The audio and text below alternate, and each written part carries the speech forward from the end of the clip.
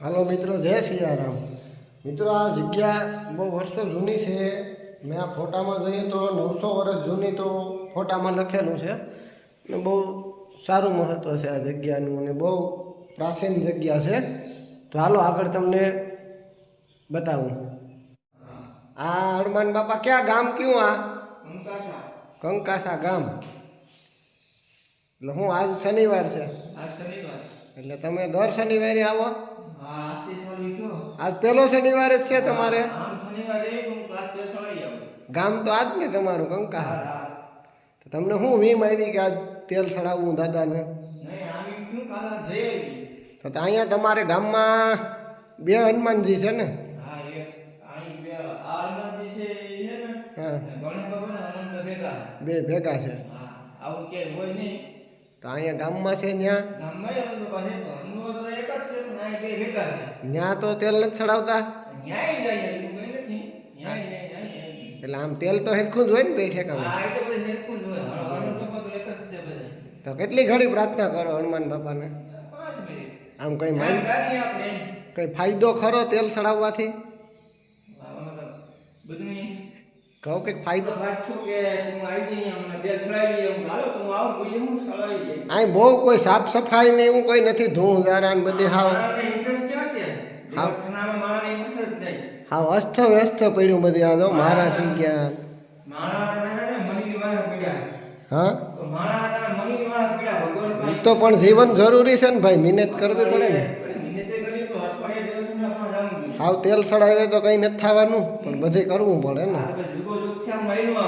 આ ઘણા વર્ષોથી છે ને? બહુ જૂનું, બહુ જૂનું છે એમ ને? અહીં આખું વરસ પણ નથી પૂરું થતું એમ કે? હા, આખું વરસ નથી થતું ભાઈ.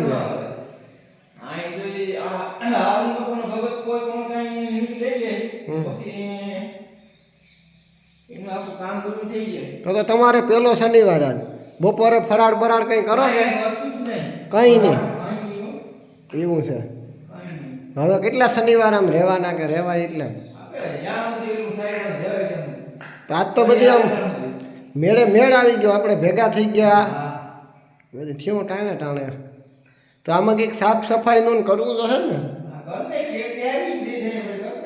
હા, હનુમાનજી નો અહીંયા યજ્ઞ પણ મોટો થઈ ગયેલો છે. આ કંઈક કેશોદવાળા ભાઈનું હનુમાનજી મહારાજની કંઈક બધી આવું કરેલું, બરાબર ને? આ લોકો તો અત્યારે બહાર રહે છે ને બહુ સારું યોગદાન આપેલ છે એ લોકોએ. બધા દાતાશ્રીના નામ ધીમે વગાડ.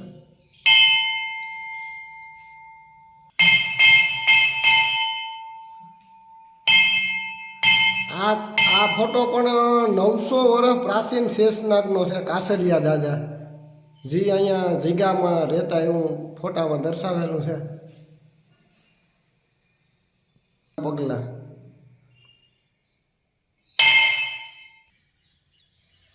આ હનુમાનજીની સાથે ગણપતિ દાદા બહુ ઓછી જગ્યાએ જોવા પડે મિત્રો. અમારે તાલુકો માંગરોળ, જિલ્લો જુનાગઢ ને ગામ કંકાસા, ત્યાં આવી જગ્યા જોવા મળે છે. હનુમાન ચાલીસા બહુ સારી એવી જગ્યા છે. આજુબાજુ વાવેતર.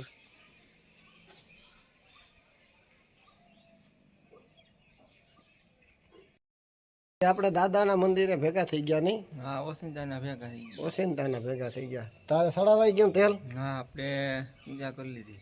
હાલો તો અહીંયા પૂજા કરી લઉં. હજી દર્શનાર્થી હોય ઘણા આવશે ને? હા, ધીરે ધીરે બધા આવશે.